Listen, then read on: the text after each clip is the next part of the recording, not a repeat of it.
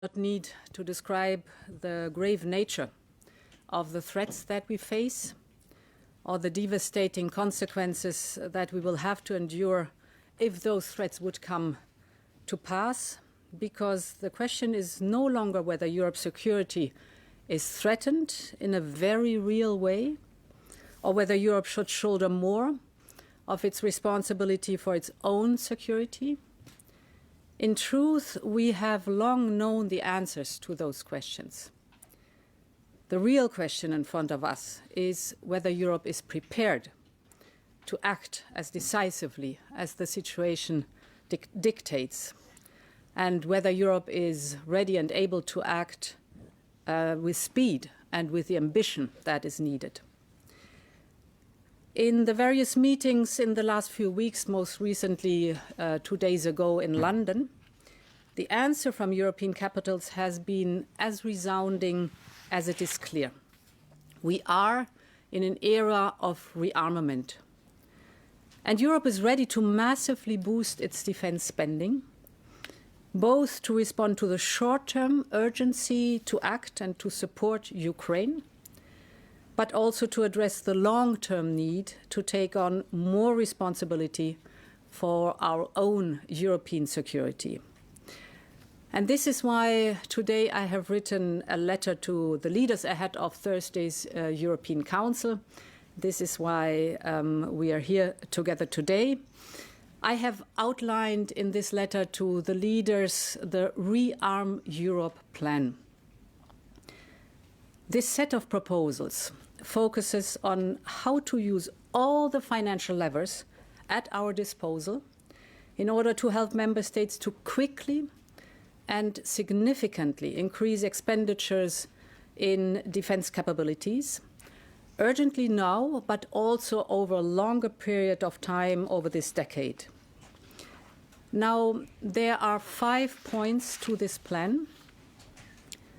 The first part of this Rearm Europe plan is to unleash the use of public funding in defense on the national level.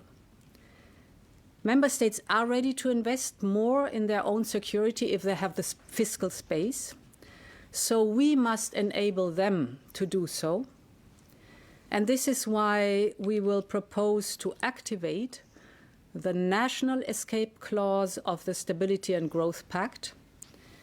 This will allow member states to significantly increase their defense expenditures without triggering the excessive deficit procedure.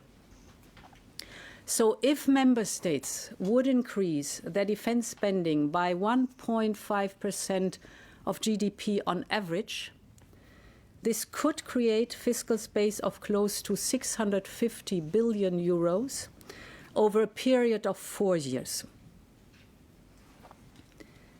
The second proposal will be a new instrument. It will provide 150 billion euros of loans to member states for defense investment.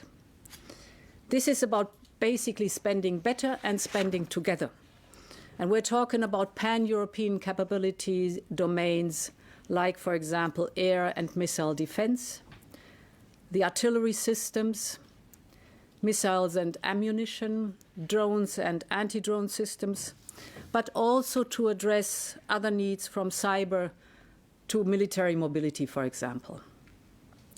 This will help member states to pool demand and to buy together. And of course, with this equipment, member states can massively step up their support to Ukraine. So immediate military equipment for Ukraine. This approach of joint procurement will also reduce costs. It will reduce fragmentation, but it will increase interoperability and, of course, strengthen our defense industrial base. And it can be to the benefit of Ukraine, as I've just described. So this is Europe's moment, and we must live up to it.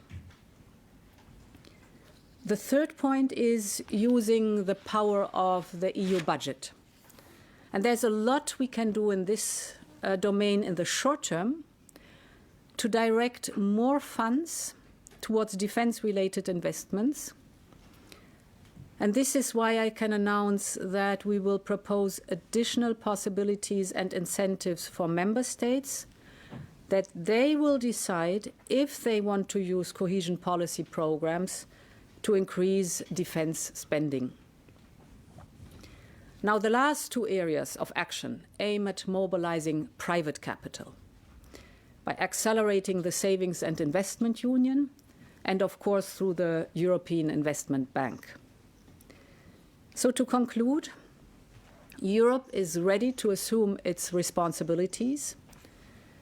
Rearm Europe could mobilize close to 800 billion euros of defense expenditures for a safe and resilient Europe. We will, of course, continue working closely with our partners in NATO. This is a moment for Europe, and we are ready to step up. Thank you very much. Madam President. Thank you. No questions today. No questions today. There will be later on possibilities at the latest of the European Council.